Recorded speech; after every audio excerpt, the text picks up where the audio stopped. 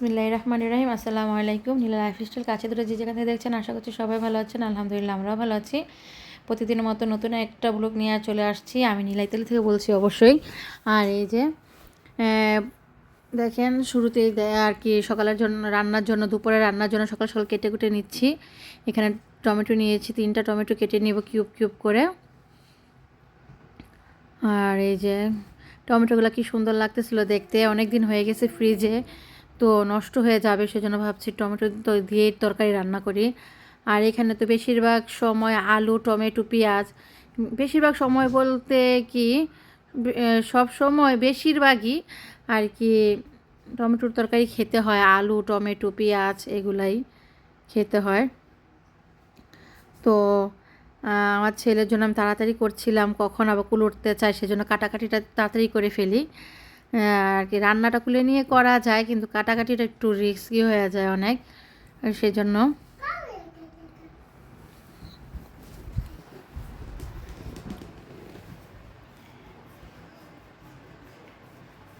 কেটে নিচ্ছিলাম। আর অনেক বড় ছুরি, আর ধার দেওয়াতে এত হয়েছে, ধার হয়েছে, চাকুটা অনেক ধার, কাটতে ভয় লাগে, তাই আস্তে আস্তে করতেছিলাম কাটাকাটিটা। যাই হোক, এই তো এখন আমি পেঁয়াজগুলো কেটে নিয়েছি সবগুলি, কারণ পেঁয়াজ আর টমেটো আর আলু দিব, আলু দিয়েই রান্না করব আজকে রূপচাঁদা মাছ। তো এই যে এখানে আমার সব কাটাকুটি শেষ। আর এখানে ফ্রাই প্যানটা চুলার মধ্যে বসায় দেওয়া হয়েছে। এখন আমি মাছ ভেজে নিব, তার জন্য দিয়ে দিচ্ছি গরম ফ্রাই প্যানের মধ্যে তেল। তেলটা গরম হয়ে আসলেই দিয়ে দিব মাছ। এখন কড়াইটা অনেক গরম হয়ে গেছে, অবশ্য বেশিক্ষণ সময় লাগবে না। তো আমি সব সময় মাছ ভাজার সময় একটু লবণ ছিটা দিয়ে নেই, তো আজকে সেটার করি নাই, করতে মনে নাই, বা মনে ছিল তাড়াহুড়া করছিলাম, সেজন্য আর দেওয়া হয়নি। তারপরে এই যে হলুদ আর লবণ মাখানো রূপচাঁদা মাছগুলো এখন দিয়ে দিব। আজকের মাছগুলি একটু ফ্রেশই ছিল, আর ওই দিন যে রান্না করেছিলাম ওই দিনকার মাছগুলি একটু শুটকি শুটকি হয়ে গেছিলো, গন্ধ আর কি হয়ে গেছিলো। আর আজকের মাছগুলি ফ্রেশ ছিল, কিন্তু টেস্ট লাগেনি, তেমন একটা মজা লাগে নাই আর কি। মাছে ওই দিনকারটা শুটকি শুটকি লাগলেও মজা লাগছিল, অনেক ভালো লাগছে আমার কাছে। আর এই যে এখন আমি এখানে দিয়ে দিলাম মাছগুলো একটু বড় ছোট বড় মিলানোই ছিল। তো মাছগুলো কীরকম করছে দেখেন, ভয় করে আমার যে কখন ছিটা চলে আসে। তো এখন দিয়ে দিচ্ছি, ঝটপট করে ভেজে নিব।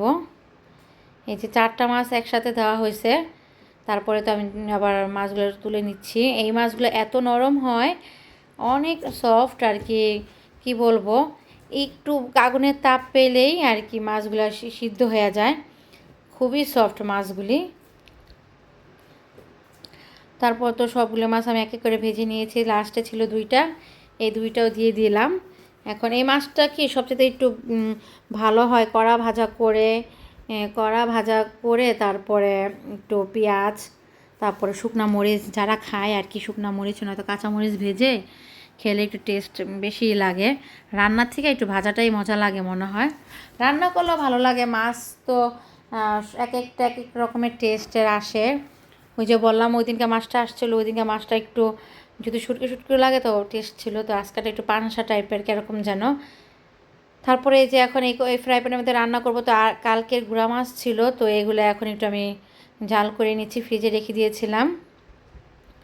জাল করে তারপর আমি বাটিতে তুলে রাখবো, তুলে রেখেছি। এখন আমি এটার মধ্যে দিয়ে দিলাম পেঁয়াজ কুচি, দেখেন কেটে রেখেছি, পানি ছাড়ছে এরকম আর কি। ফ্রিজে ছিল টমেটো, এখন পানিগুলো পড়ছে। একটা বাটিটার মধ্যে নেওয়া দরকার ছিল, তো তাড়াহুড়োর জন্য নিতে পারি নাই আর।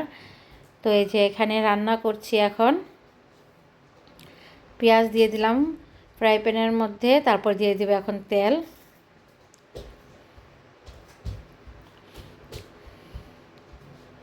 তো এই যে এখানেই থাকে আমার সব কিছু, তেল, হলুদ, মরিচ, জিরা ফাঁকি, লবণ, সব কিছু আমি এই সাইডেই রাখি, এখানেই থাকে সব সময়। আর তো এখানে দিয়ে দিলাম তেল। এখন পেঁয়াজটা সুন্দর করে ভেজে নিব।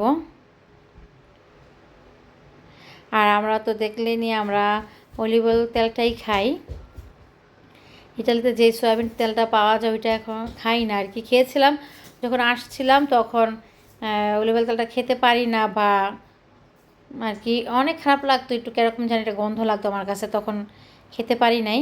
তখন খেয়েছিলাম ওই সয়াবিন তেলটা, কিন্তু এখন দেখলাম যে না, অলিভ অয়েল তেলটা দিয়ে রান্না করলে হয় কি কোনো ঘ্রাণই পাওয়া যায় না, রান্নার শেষে কোনো ঘ্রাণই থাকে না। তো সেই জন্য ভাবলাম যে তো ভালোই খারাপ না মোটামুটি, তার জন্য এখন অলিভ অয়েল তেল দিয়ে রান্না করি। আর হলো আর তারপরে এমনিতেও সয়াবিন তেল দিয়ে রান্না করলে খাবারের একটা টেস্ট অন্যরকম থাকে, যেমন পোলাও রান্না করলে, তারপরে রোস্ট বা একটা টেস্ট থাকেই আলাদা। আর এটা দিয়ে রান্না করলে যেমন একটু চেঞ্জ হয় টেস্টটা। যাই হোক, এই যে আমি এখানে রান্না করছিলাম, আর আব্দুল্লাহ নিচে দেখছেন এই তো কীভাবে খেলা করে, একেবারে চুলার নিচে দাঁড়ায় রয়েছে ও। কি আর করার, সরালো সরবে না, আর কান্না করবে, কাজের আর ডিস্টার্ব হবে, সেজন্য কিছু বলি না, আমি সাবধান হয়ে রান্না করি। তো এখানে দিয়ে দিলাম আদা রসুন পেস্ট। তো এখানে আদা রসুন পেস্টটা দিয়ে আমি কিছুক্ষণ ভেজে নিব, ভেজে আর কি সুন্দর করে ভেজে নিব পেঁয়াজের সাথে একটু, তাহলে আদা রসুনের কাঁচা যে গন্ধটা থাকে এটা চলে যাবে। তো আমার ভাজা শেষ, এখন এর মধ্যে দিয়ে দিব হলুদ ফাঁকি, মরিচ ফাঁকি, তারপর একটু কারি পাউডার। আর রূপচাঁদা মাছে যখন আমি রান্না করি কারি পাউডারটা আমি ব্যবহার করি। কারি পাউডারটা শুধু আমি রূপচাঁদা মাছে একটু বেশি দিই, আর হলো ডিম রান্না করলে আমার কাছে খুবই ভালো লাগে ডিমের মধ্যে আর রূপচাঁদা মাছে এটা ব্যবহার করতে। আর সামুদ্রিক একটা মাছ আছে এই দেশের, স্প্রিগোলা না কী যেন মাছের নামটা মনে নাই, যাই হোক এরকমই রুই মাছের মতনই। তো ওইটার মধ্যেও দিলেও মোটামুটি খারাপ লাগে না, ভালো লাগে।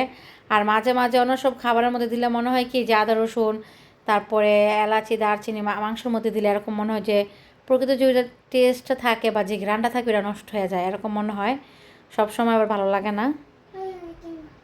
তো এই যে এগুলো দিয়ে এখন পানি দিয়ে দিলাম, এখন আমি সুন্দরভাবে কষাই নিব। আর আগুনের তাপটা হাই হিটেই আছে এখনও, আর পাশে তো ভাত বসিয়ে দিয়েছি এখন।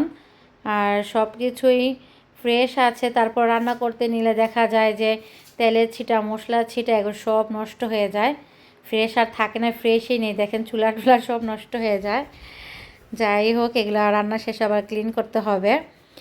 তো এই তো এখন টমেটোটা দিয়ে সুন্দরভাবে টমেটো কষানোর মধ্যেই আমি একেবারে সফট করে গলিয়ে নিব, কারণ তাহলে তরকারিটা একটু হয়, ভালো লাগে আর কি। টমেটোটা গলায় নিলে ঝোলটা একটু ঘন হবে বা টেস্ট একটু বেশি লাগে আর কি, আমার কাছে এরকম মনে হয়। তো আপনারা এইভাবে রান্না করে খেয়ে দেখতে পারেন, খারাপ না, ভালোই লাগবে।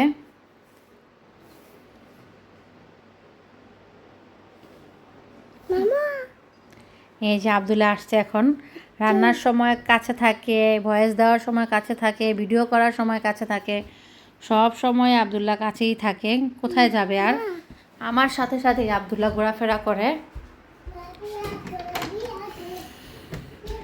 এই তো ও, আর এখানে দিয়ে দেবো হচ্ছে যে আলু দিয়ে সুন্দরভাবে কষিয়ে তারপরে দিয়ে দিলাম হলো মটরশুঁটি। মটরশুঁটিটা দিয়েও আমি সুন্দরভাবে কষায় নিয়েছি, এখন পানি দিয়ে দিয়েছি, পানিটা দিয়ে এখন বলক আসা পর্যন্ত আমি অপেক্ষা করব।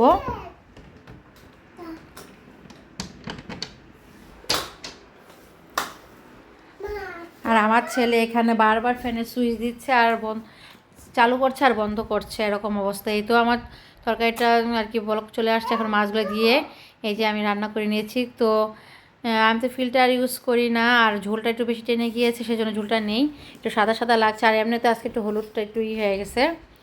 যাই হোক, ঝটপট করে রান্না করে এখন আমি ঘরটা সুন্দর করে পরিষ্কার করে নিব। এখন এই ঝাড়ুটা আমাদের বাসায় নতুন নিয়ে আসছে, ঝাড়ুটা দিয়ে ঝাড়ু দিতে অনেকই আরাম, খুব অনেক বেশি আরামে। আমি এসে দেখেছিলাম যে আরেকটা ঝাড়ু নিয়ে আসছিল, তো ওইটা ভালো না, ওইটা বারবার ছুটে যায়, ওইটা প্যাঁচার ছিল না। তো যাই হোক, এখন আমি এই যে ঝাড়ু দিয়ে বাসায় এই রুমে চলে আসছি, সারা বাসা ঝাড়ু দিয়ে।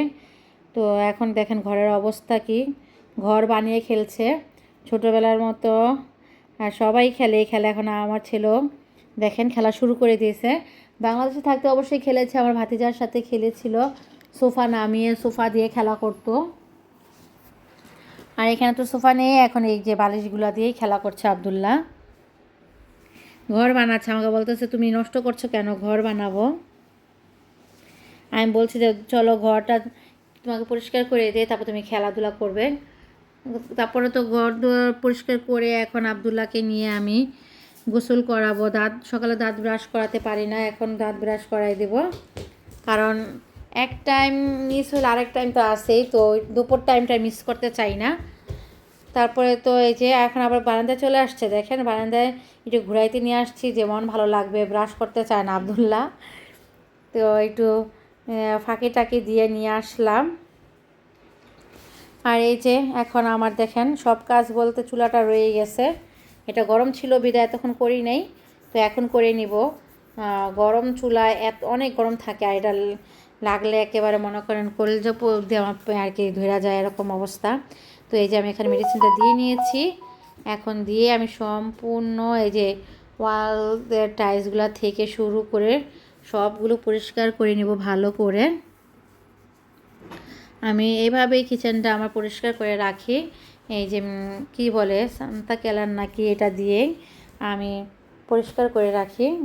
এগুলো একটু দিলেই একদম চকচকা ফকফকা সব তেল মশলা সব উঠে যায়, একটুও থাকবে না লেগে, এটার গায়ে একটুও থাকবে না, এরকম অবস্থা। যেমন স্টিলটা পরিষ্কার হয়ে যায় তেমন টাইলসগুলি পরিষ্কার হয়ে যায়। আমার কাছে না পরিষ্কার করতে ভালোই লাগে, কিন্তু সময়ের জন্য বা সময়ের বলতে কি সময় তো আছে, আবদুল্লাহ একটু বিরক্ত করে বা বারবার করতে চায়, কাজ করতে দিতে চায় না আবদুল্লাহ। ও একা থাকে তো ওর সাথে বসে থাকলে সমস্যা নাই। আবদুল্লাহ বাংলাদেশে কথা বলছে, অবশ্যই আপনারা ভিডিওর মধ্যে শুনতে পাচ্ছেন। এই তো আমার কাজ সম্পূর্ণ কমপ্লিট হয়ে গিয়েছে। এখন তো আমার সম্পূর্ণ কাজ শেষ। এখন আবদুল্লাহকে নিয়ে এতক্ষণ গোসল করতে পারি না। এই যে দেখেন বাসাটা যখন পরিষ্কার থাকে খালি পায়ে হাঁটতে কী ভালো লাগে, গরমের দিন পাটা ঠান্ডা লাগতেছে আমার কাছে। এই যে আমার ছেলে দেখেন কি অবস্থা করছে।